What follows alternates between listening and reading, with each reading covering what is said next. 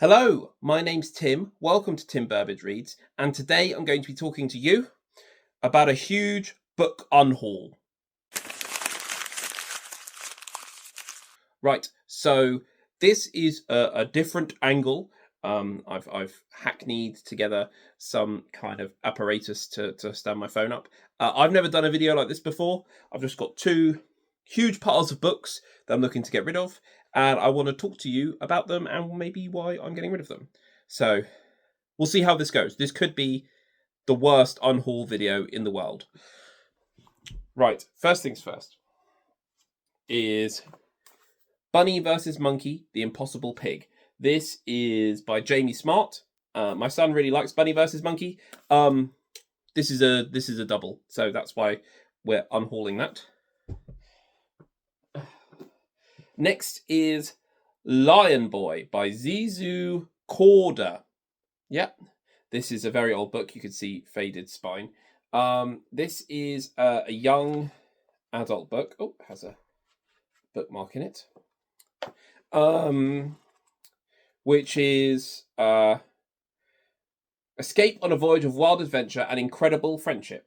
Charlie Ashanti can speak cat. He takes it for granted, but when his mum and dad go missing, the cats are the only friends he can turn to. Setting out to find his parents, Charlie stows away on an incredible circus ship bound for Paris. That sounds really fun. Big secrets, big cats, big adventure. Just our kids aren't going to read this, so that's why it's going. Next is The Master and the Margarita by Mikhail Bulgakov. Sorry, Cams. Cams from Cam Campbell's Read is doing a read-through of this at the moment, like a slow read-along. You see my copy is very dusty. This is a Russian classic. It's about the devil comes to Russia and causes mischief, which I really enjoyed that part. And then the other part is about witches and all kinds of stuff, and that bit I didn't enjoy as much. Very weird book. Very weird. Very, very weird. I've read it. I'm not going to reread it. I don't really want to keep it on my shelves, so that's why it's going. Next is Alana, the Song of the Lioness by Tamora Pierce. This is a bind-up of the first two books of the Song of the Lioness quartet. The first is Alana, the First Adventure, and the second is The Woman Who Rides Like a Man, I believe. These are really good young adult fantasy books about a girl who swaps places with her brother and takes his place to be a knight. There's 4 books in this series. The first 2 I think are really good. The main tension of the book, which is carried throughout the first 2 stories especially, is she's hiding who she is. She's pretending she's a boy. And that's incredibly interesting in this kind of patriarchal world, fantasy world. It's a good introduction to fantasy. Yeah, I'm not going to reread it, so that's why it's going. Next is Journey to the Centre of the Earth by Jules Verne. This was the very first book I reviewed on my channel. Go find that video. The quality is eerily similar. This I really enjoyed. I love a Victorian era sci-fi because the science is all nonsense and it's quite fun to read. What I really enjoyed about this, surprised me, was how funny it was and how much the main character really, really doesn't want to go on the main quest. That was quite funny. Again, I really enjoyed it. I'm not going to reread it, so I'm going to give it to a good home, hopefully. Next is Scar Tissue by Anthony Kiedis. This is his memoir, that's the word. His autobiography. This, big fan of the Chili Peppers. This is my wife's book. It has got like bits with picture, photos, and all that kind of stuff in it. This is a book that I've been putting off. I've been wanting to read for a really long time, and every single time I decide to read something else. And I was looking at getting rid of some books. My wife was like, "You're never going to read it. You're never going to read it."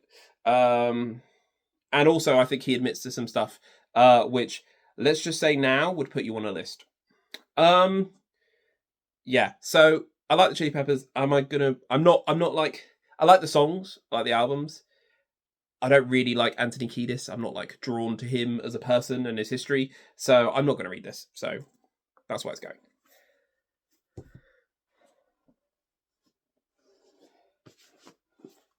Next is Parenting Out of Life by Mother Pucker and Papa Pucker.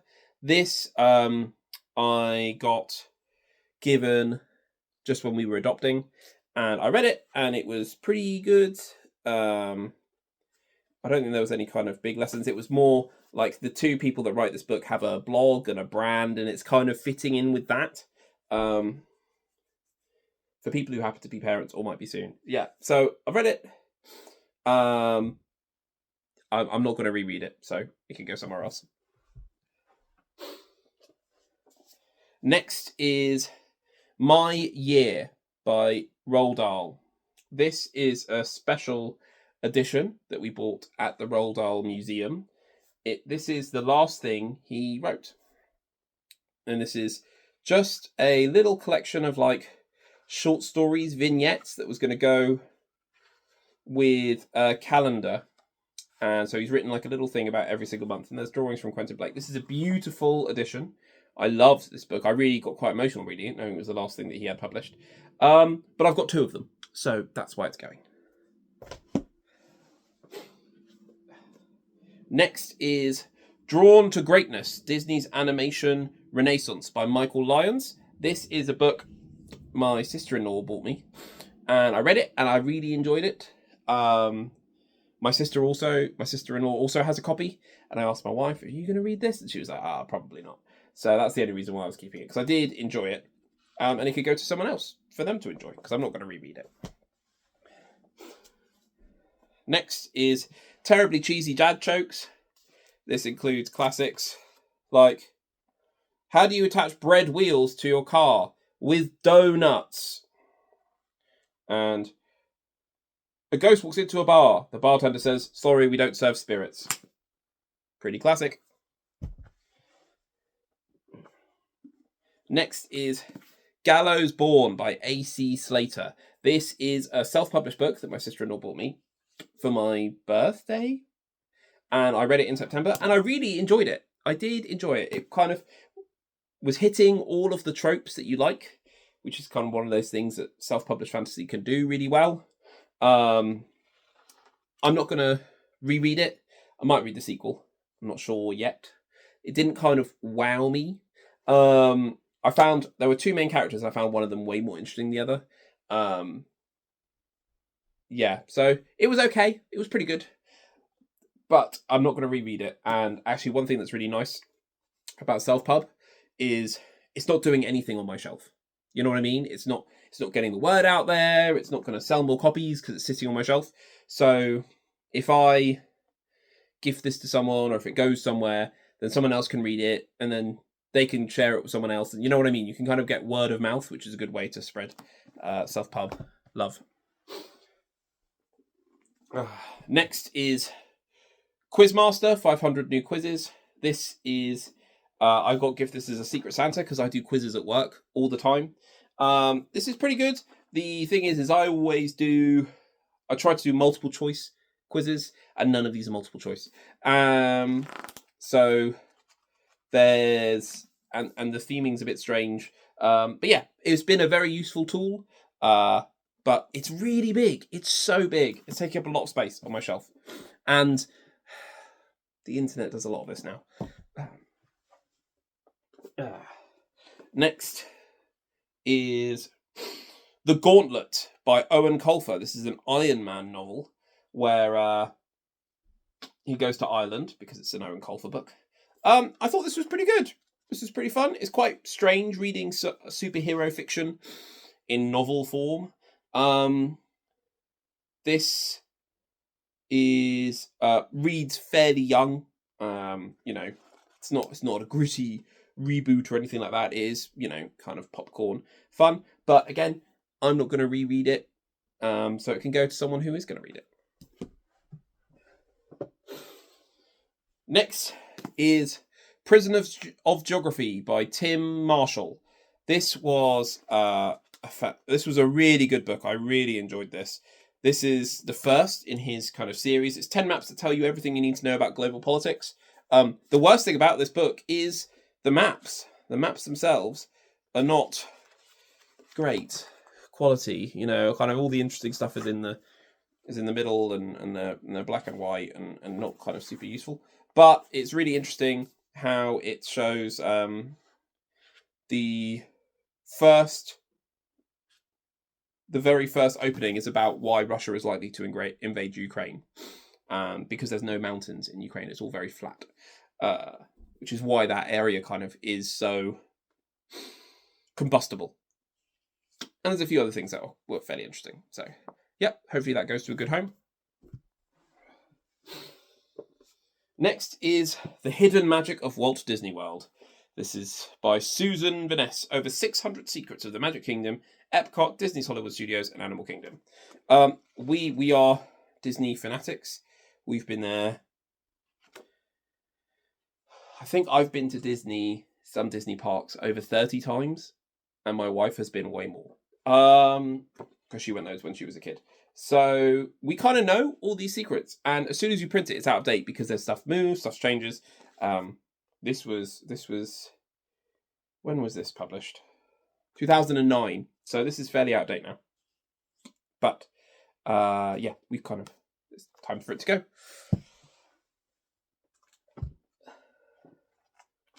Next is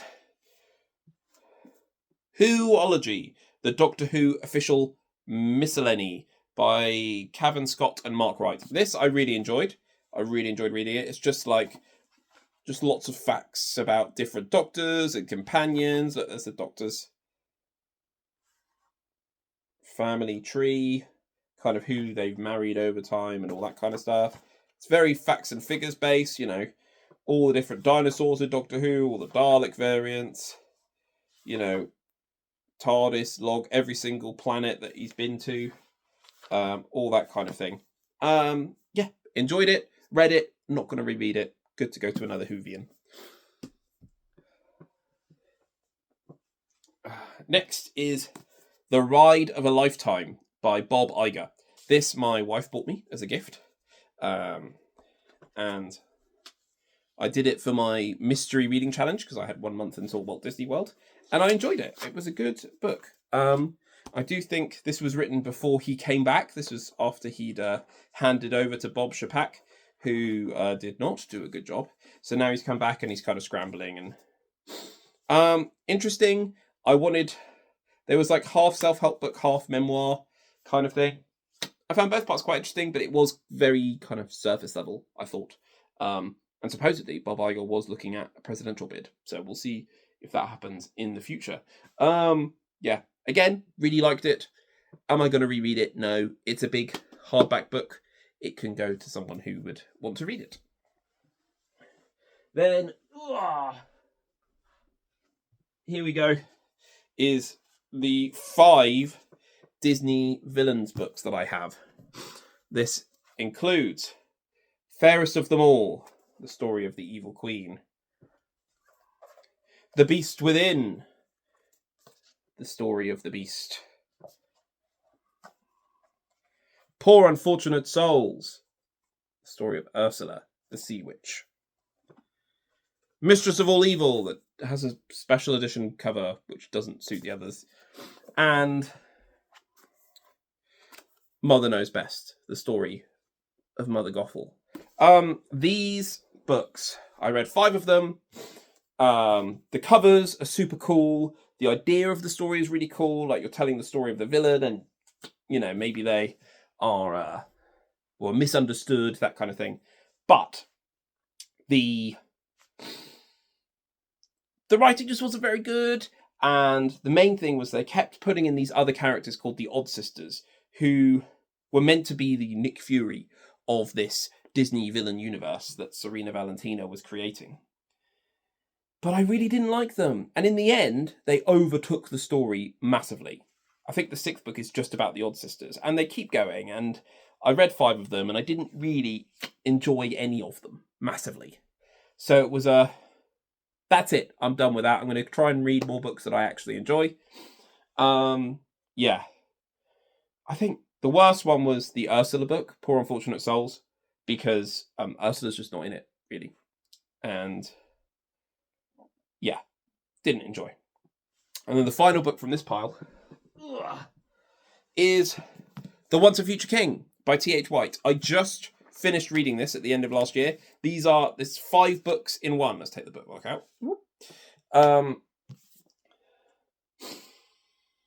Sword in the Stone, I really liked. Full of whimsy and wonder. Each one after that, I kind of liked, not loved. And at the end, I was kind of glad that it was over. I'm not a huge King Arthur buff.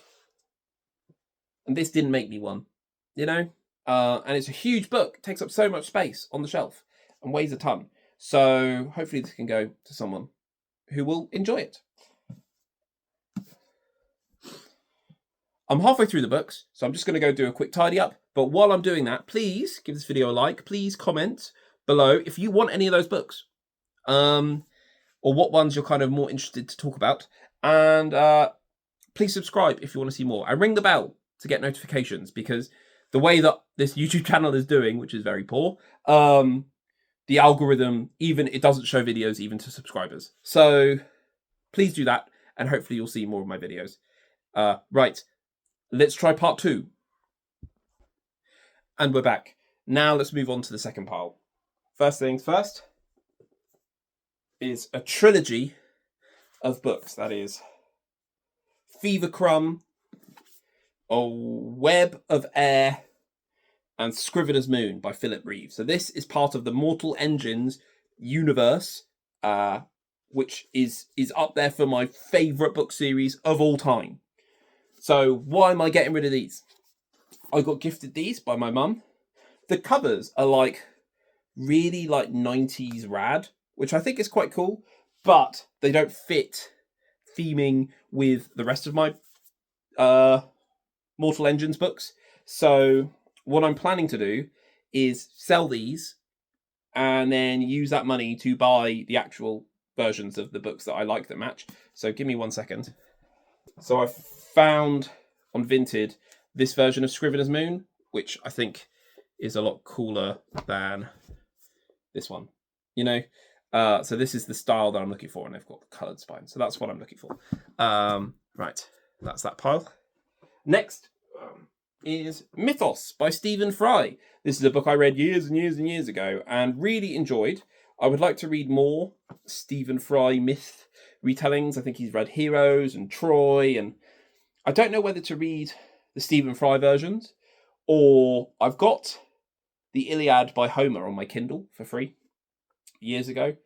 I quite want to read that. We're in the middle of like Greek myth land with Percy Jackson at the moment, but I don't know which version to read. But anyway, I read this.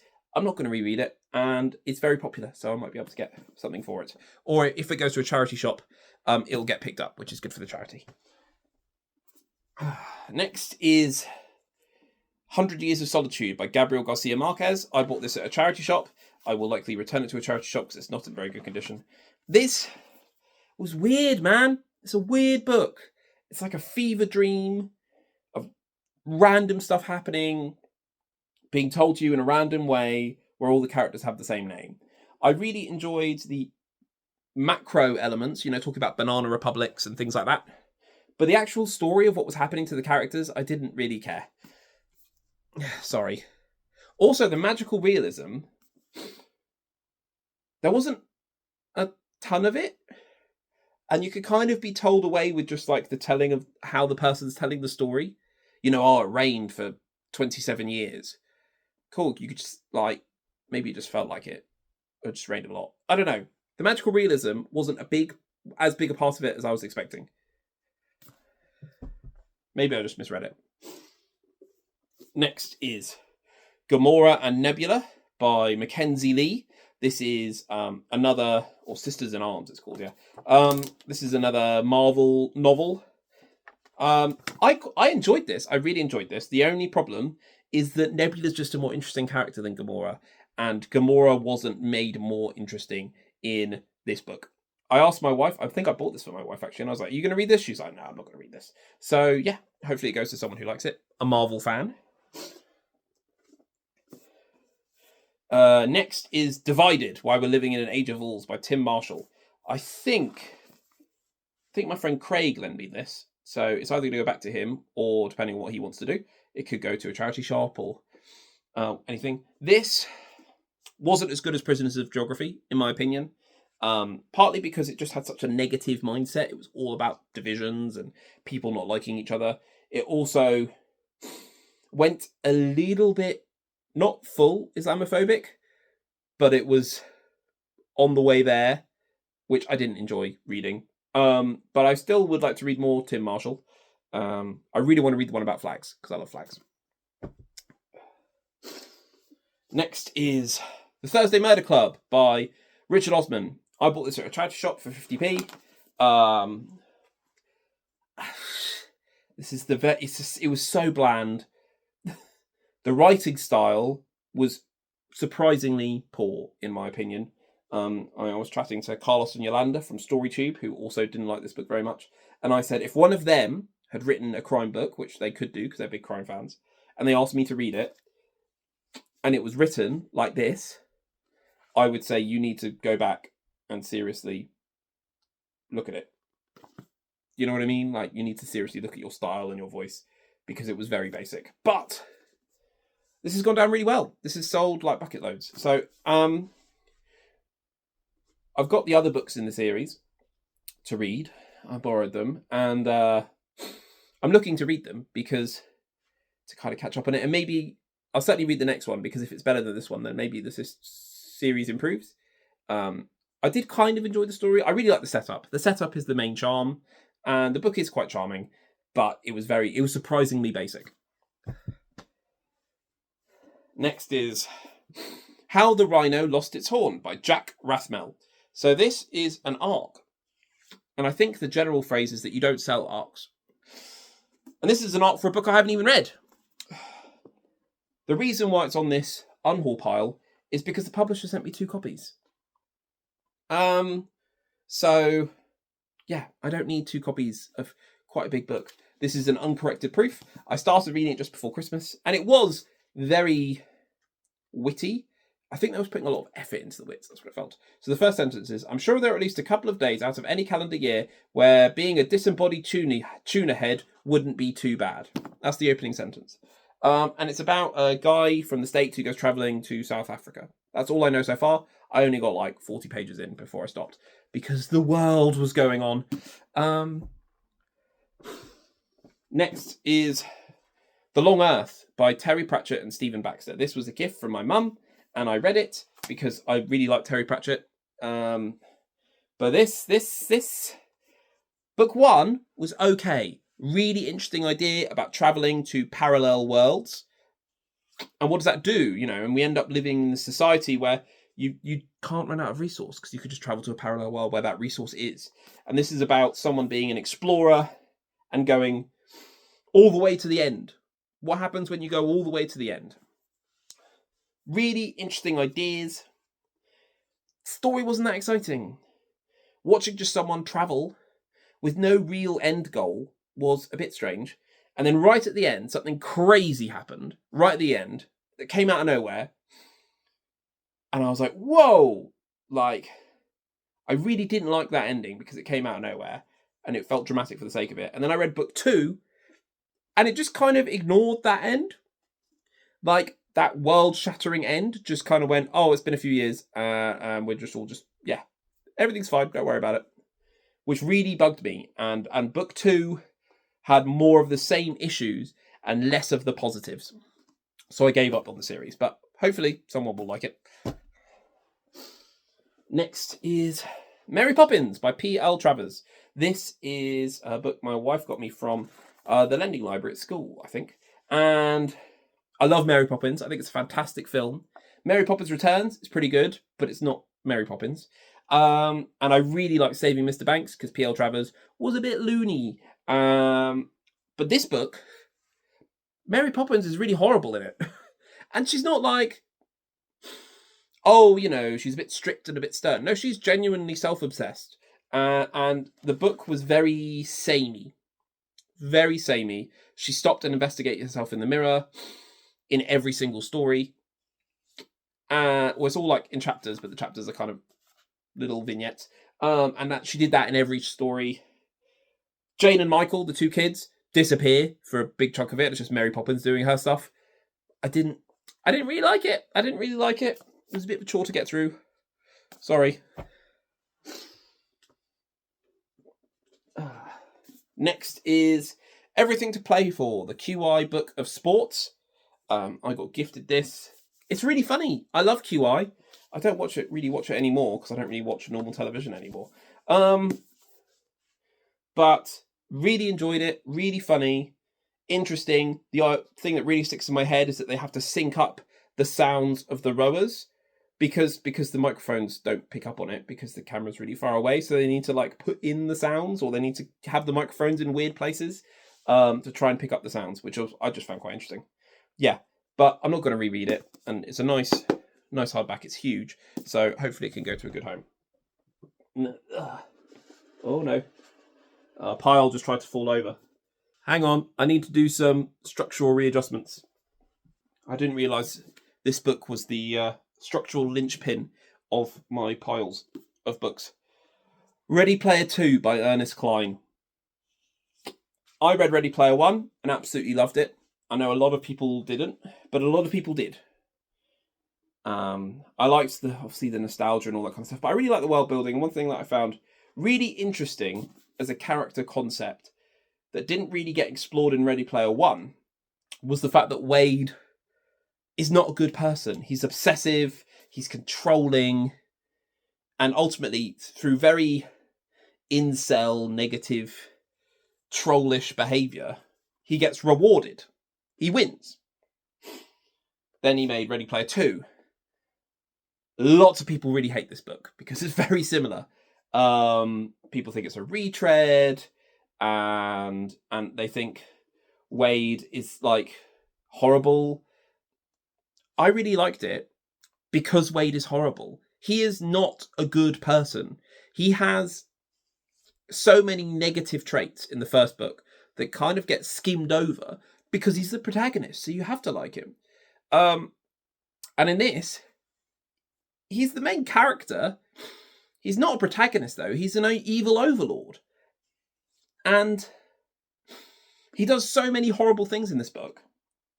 And lots of people will be like, that's why I'm giving it 1 star, because he's so horrible. And I'm like, I feel like that's the point. Is that he had all those horrible, obsessive, negative behaviors, and now he's been rewarded for it, and you've given him power over the Oasis, and he is using and abusing that power rampantly. He has infinite money. He's become bad, but he always was bad. Anyway, I really enjoyed it for that. I enjoyed it for that reason, and I like, the story and all that kind of stuff was pretty good, but I really, really enjoyed that character aspect, looking at that. And I know I'm in the vast minority with that, but I did enjoy it. But it's huge. It's like bigger than other paperbacks, so it just doesn't fit properly. And I'm not going to reread it. And I don't think there's going to be a Ready Player 3 coming soon. Right, this is a big one.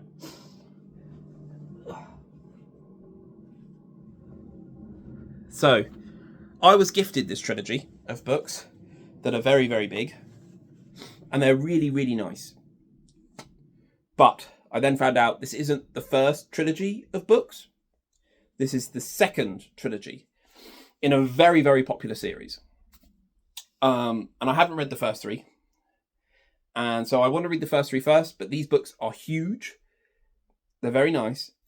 But they could go to another home who would love them more because they're taking up space on my shelf. And I need to read 3 other really big books before I get to these.